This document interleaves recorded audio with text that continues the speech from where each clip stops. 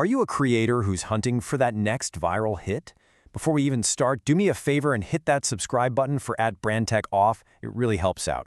Okay, today we are cracking the code on what's called the icon method. This is a system for finding video ideas that are pretty much guaranteed to blow up. But to really use this strategy, we first have to look under the hood at the controversial AI that makes it all tick. Let's get into it. I want you to just imagine this for a second. What if you had a systematic way to find video topics that have already proven they can punch way above their weight? Yeah, we're talking about finding ideas that pull in 5 times more views than a channel's entire subscriber count. It sounds like a cheat code for YouTube growth, doesn't it? Well, it kind of is. So the secret weapon here is, you guessed it, artificial intelligence. But look, to use these incredible new tools the right way, and honestly, ethically, we really need to pull back the curtain and understand where this stuff even comes from. And that story? Well, it's a lot more complicated than you might think. So, here's our game plan for this explainer. We're going to start with the AI copyright controversy, just to get the foundation right.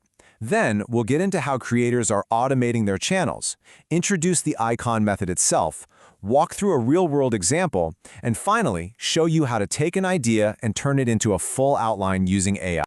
First up, the AI copyright controversy.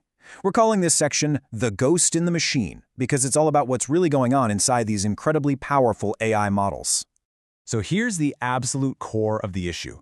According to research from Vanderbilt Law, generative AI is built on a foundation of, well, copying.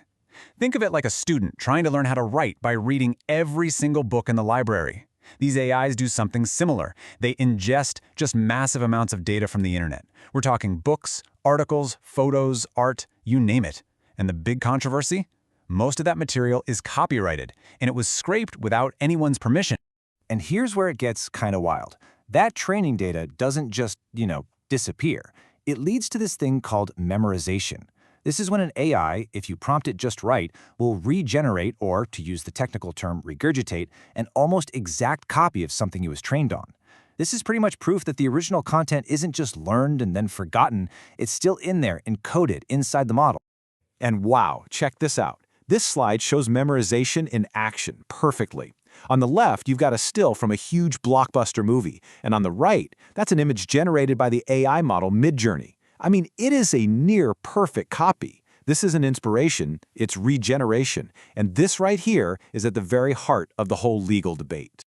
Okay, so with all that heavy, controversial stuff in mind, you're probably asking, so, how am I supposed to use this technology responsibly? And that is the perfect question because it brings us right to our next section, automating your channel, and how we can put this engine to work for us. First things first, let's clear up a huge misconception.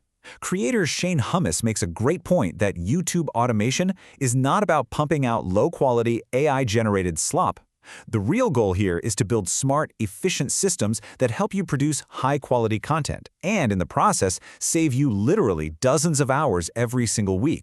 Now, when it comes to automation, you've basically got 2 paths you can go down. There's the faceless route, which is great for privacy. It's way less intimidating if you're new, no camera needed. But then there's the personal brand.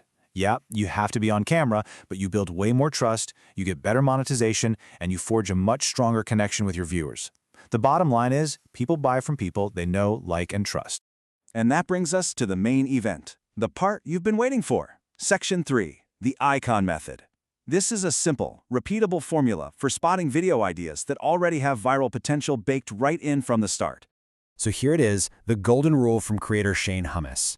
You hunt for videos in your niche that have at least 5 times more views than the channel's total subscriber count. Why? Because that is a massive, flashing sign that the topic itself has incredible appeal, totally separate from the creator's own audience. The whole process breaks down into 4 super simple steps. 1. Search inside your niche. 2. Find one of these 5x videos. 3. And this is the really important part, you analyze its weaknesses. Where could it be better? And 4. You use that analysis to improve on the idea and recreate it in your own style. Okay, so theory is great, but let's see how this thing actually works in the real world. Time for a case study. So in his own breakdown, Shane Hummus found a video about starting a cybersecurity career by a creator named Grant Collins. This is the video we're going to put under the microscope. Okay, let's run the numbers. First up, the view count on this video, a whopping 1.2 million. That right there is a huge signal of massive public interest. But that number doesn't really mean anything by itself. We have to compare it to the channel's subscriber count at the time, which was 220,000. So you do the math, and that comes out to a view-to-subscriber ratio of 5.4. That's well over our 5x rule. Boom.